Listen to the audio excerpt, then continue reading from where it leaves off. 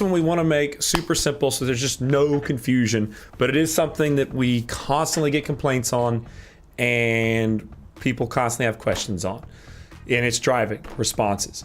So basically your priority is to get to the call, whether that call is a bank robbery or whether that call is just a suspicious person like we have today over in the Mirror Park area. Your goal is to get to that call. Your priorities in getting to that call should be get there safely. If you wreck out, if you get into a crash, if you cause more harm responding to that call, you do no one any good. Not only do you not get where you're going, but you now have to devote additional resources over to you versus the original incident.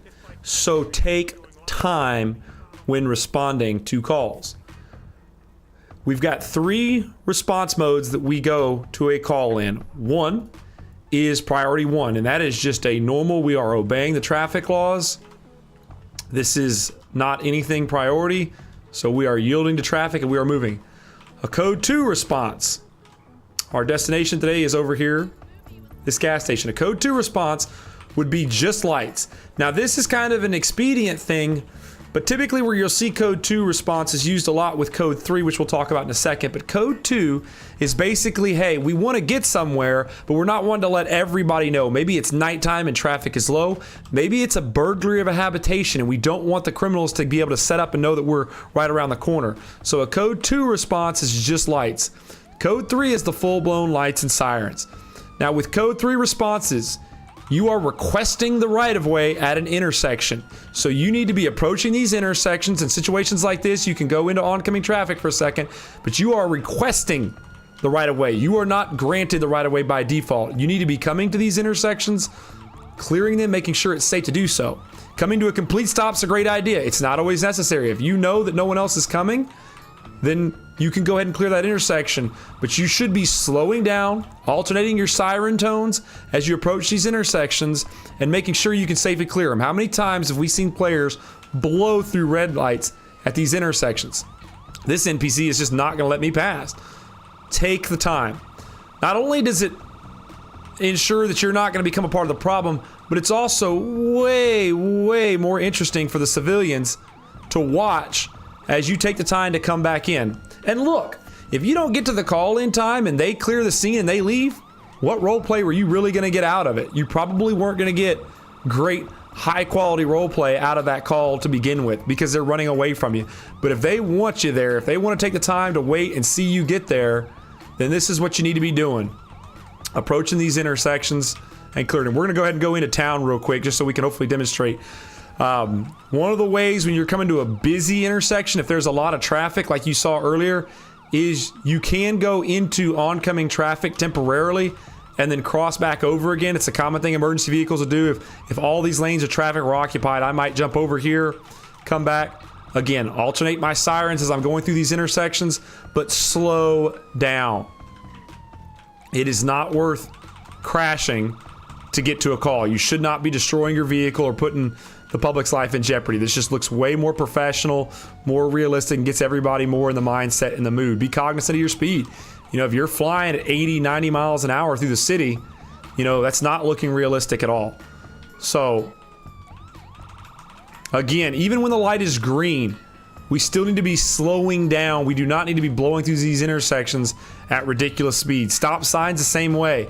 I'm not telling you have to come to a complete and total stop. What I'm telling you is as you approach this intersection, you need to know that it is safe for you to proceed before you do so. Because if someone doesn't yield the right of way to those red and blue lights when they've got a green light, they haven't broken the law. You're requesting the right of way. And see, as we arrive on scene, not a scratch to this car. Let's take a look and see the differences between an appropriate and inappropriate response now, as a civilian would see it. So in this example, we're going to see inappropriate intersection clearing. The player can hear that something's coming, so that's perked their interest, but just watch how fast the whole thing is over with and watch how horrible it looks as they actually clear this intersection with no regard for any other pedestrian or vehicular traffic.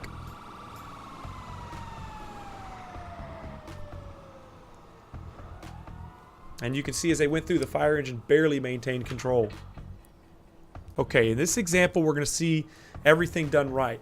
The responders are going to alternate their sirens, which kind of gives the player a clear indication this is not an NPC approach. They're going to slow down as they approach this intersection. They're going to request the right of way visually and audibly, and then you're going to see them safely clear the intersection. And watch how much longer the player gets to watch the emergency response when they're actually doing it correctly.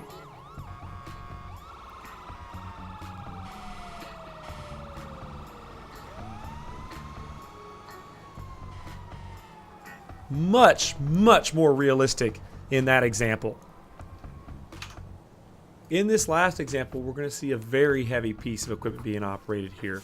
The police vehicle is going to precede a 47-ton ladder truck. So watch for the gradual slowdown on this one. The fire truck is obviously responding a lot further back from the police vehicle because it's obviously operating at slower speeds. And the time it takes to clear the intersection and actually proceed to the intersection because of the higher center of gravity is much longer. And look how smooth this looks.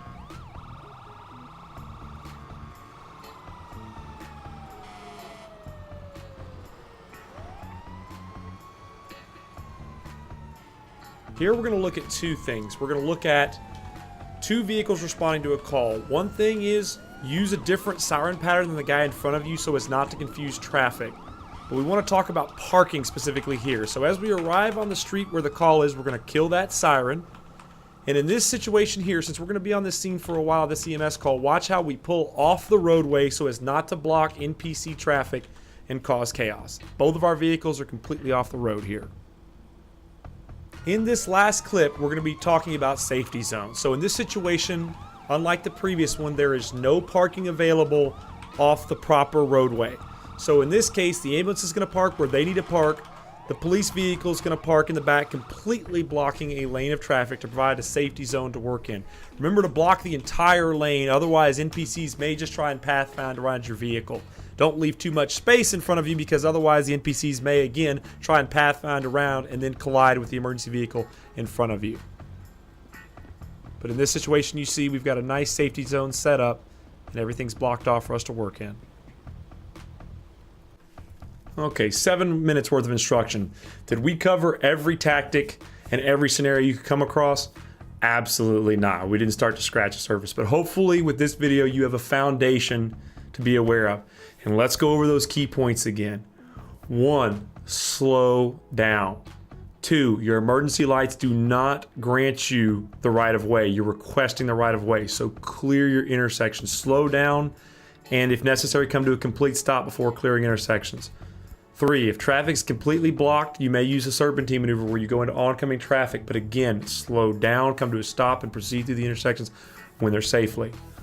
4, alternate those siren tones as you're approaching intersections. Switch from wail to yelp to pierce to let players know that you're coming. They hear that different modulation, and that's what clicks in their head. If you're traveling in a caravan, number 5, make sure that if he is using one siren tone, you're using a different one. So that way they can have the distinction that there may be another emergency vehicle coming. And then when it comes to parking, try and get your vehicle off the roadway if you can. If it's safe to do so, if you've got sidewalks or parking garages, parking lots, stuff like that, so that you don't have to worry about traffic, because safety is obviously the number one concern. If it is impossible to get off the roadway, then make sure that an emergency vehicle is blocking the entire lane of traffic that you're operating in so you create a safety zone. And if you've got multiple units on scene, put a heavy apparatus like a fire engine in the back there. And if it's needed, because it's just a chaotic scene, block off the entire roadway. So that way you've got no danger, but if it's possible, try and leave one lane open so that NPC traffic and pedestrian regular traffic can go around you. Again, this is just scratching the surface of things. I hope you found this video useful. If you have any questions, feel free to reach out to me or others and contact your training officers if you have any other questions or need to go over any other scenarios. Thanks for watching. You have a great one.